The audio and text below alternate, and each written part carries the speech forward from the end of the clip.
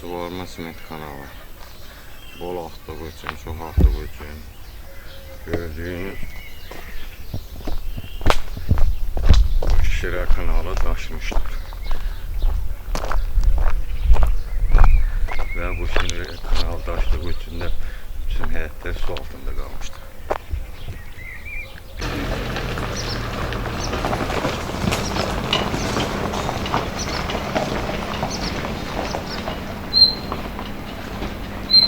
Hal-hazırda kanal ətrafındakı evlər su altındadır.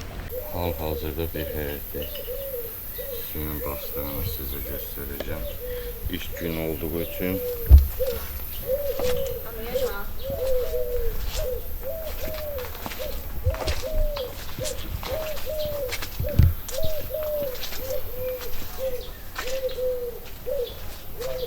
gördüğünüz gibi həyəti az da olsa su basmışdır.